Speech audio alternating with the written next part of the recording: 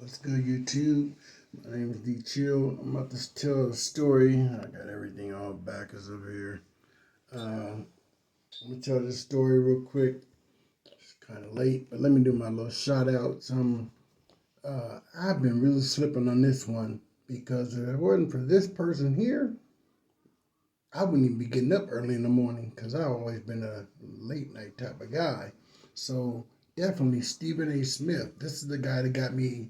I wanted to get up early in the morning because I wanted to catch all of his shows because he was very impactful. He was very funny, and it was an African man, So I'm like, I gotta check him out. He's very articulate. And I'm like, I'm trying to get my words to get my speech better. So I'm like, who else than a black African man to model yourself against? Because no offense to Caucasian brothers, it's just you want to model someone that looks like you and that sounds like you. Stephen A is a very intelligent person, and he sounds like one of us. He doesn't sound like he's trying to sound like you guys. That's what bothers me. Got people in my family like that, and they sound like when I don't get that. You can be very smart, educated, articulate, and get your words across without having to sound like you're trying to sound like someone else across town. So anyway, back to the shout outs. Y'all know the deal. Street TV, um, Kev Mack, Bosco 100, Cartoon 1, 16 to Life, Renegade. Don't get in my comment section about the dropout. I don't want to hear that retarded stuff. Y'all that want to keep on game banging and living your life thinking that's cute, that's on you. That dude got out. He did a smart thing. Anybody trying to be in no game for the rest of their life because you cats think that that's cute. Y'all might get it one day. Anyway, so and also I said 16 Life, C Bill, Joe T, Jay Williams, was there somebody else? What's that cartoon? Oh, Homie Blocks and his wife. I be forgetting her name, so I ain't gonna keep messing it up. Um, Ex-wife, I think now. That's why I stopped watching. Let me shut up. So anyway, this is gonna be a religious story, if you will. This is about the time when a homeboy of mine that got pulled over by the police. He was driving. I'm in the car with him. He got pulled over, and anyway, I'll tell y'all the whole goddamn story. So let me get into it. So me and my homeboy Top, we from the Yesler Terrace here in Seattle, Washington, and we used to do a bunch. We was Bloods, Pirus. Back then, it was all the same, as far as I was concerned. Regardless of how I was raised up here, spent a lot of my life. What folks don't know, my Social Security was issued in California in 1974. Uh, People just don't know. I got a lot of ties to California, but so in any event, I'm still from this town. Love it. Wouldn't want to change it for no one because I know that we got hard nosed cats up here. Yeah. So this is my buddy. Me and him used to do so much together. I consider him my brother. I mean, we were super close.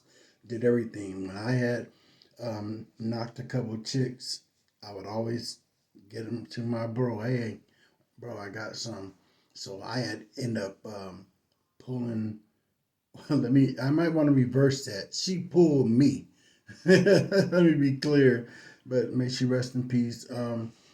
My my homegirl at the time, sweet, but she had seen me in a juvenile, and I was just coming from their cell or the group home. I got kicked out the group home. I got to tell that story. Me and my white cat, man, I don't remember that dude's name, but boy, it was like this. And this white dude was a rider, a straight rocker, but a rider. He was with it.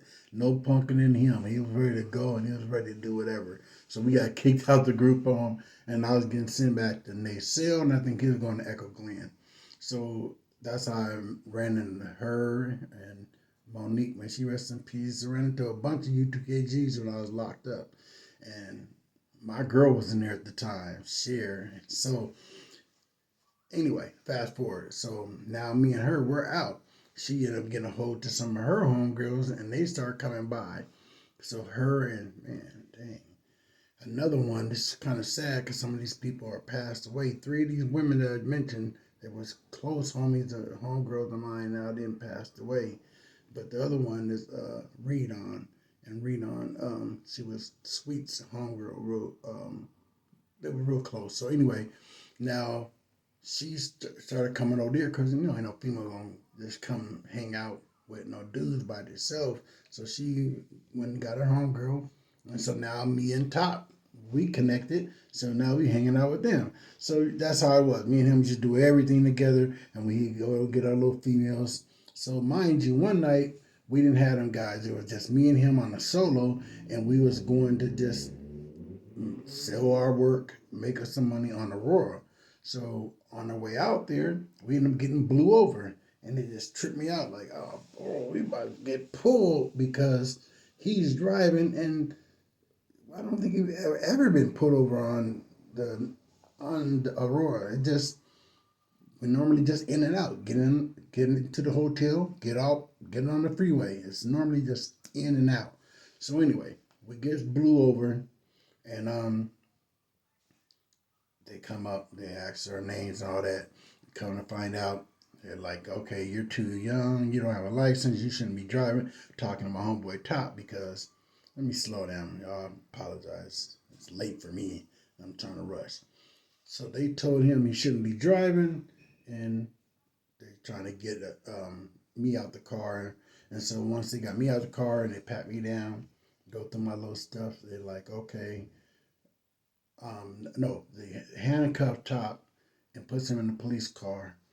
And, he got that sad look like he's booked and nobody want to go to jail by themselves. As sad as it sounds, I don't mind going with my partners because you're going to be able to kick it once you get in the juvenile. That's just how it was. But he had that sad look and I'm like, dang. So now the police is patting me down, doing a little frisking, and he goes to my pockets and he pulls out my little Bible. I always kept a little Bible in my pocket, and that's just me. I always did. And so he had pulled it out, and he's like, "You got a Bible here?" I was like, "Yeah." And he's like, "Well, you know what? I'm gonna do something for you. If you can quote John 3:16, I'll let your buddy out right now." And I was like, "For real?" Like tripping because ain't usually police doing anything like this. If you're booked, you're booked, especially back then with the white folks. Not everybody that's Caucasian like that. Period. I learned that throughout life. So he, he, I was kind of nervous, but at the same time, I knew, even though I smoked weed at the time, I knew my brain was sharp in terms of remembering scriptures because I kind of learned how to do that. And so I was like, okay. And so he said, all right, go ahead. I said, I'm sorry. So, for God so loved the world that he gave his only begotten Son, that whosoever shall believe it on him should not perish and have everlasting life. Literally, because I'm a realist and I'm a truthful guy. I don't feel like I need to lie about nothing. Even when I had a bunch of chicks, yeah, this is what I'm dealing with. If you want to be on the bandwagon, there's going to be more involved. It is what it is. I don't feel like I had to lie about nothing. If it's something super crucial, that's a part of the game. Yeah, I ain't going to act like I ain't no liar. But my point is, I don't feel like I got to lie about nothing. I've been trying to get this scripture, um, I've been trying to get this story across, should I say, and I just been sloughing on it. I feel like that's kind of the reason why I ain't been able to do no videos in the last week because I've been really out of pocket. I should have been did this video or done this video before a bunch of them. But you get caught up in all the glamour of the what didn't happen with this story and that story. And I should have been told it. So anyway, forgive me again. So when I get through saying that, he's like, okay. So he goes and get my boy Top, and he gets him out, uncuffs him, and that cat almost flew into my arms. He was so pro. Oh, bro, you said it. You got me out. He was pumped. I mean, he was a little shocked that I had knew a little bit of what I knew, but he was beyond sprung. Like, dang, D, you got me up out there. And honestly, I was sitting there stuck. Like, man, they really about to let the cat go. And you're not realizing the police is about to let you go for quoting a scripture, but the dude was a man of his word. He kept it real. So it's just a trip, man. That's life here in Seattle. I don't think it's ever happened anywhere else.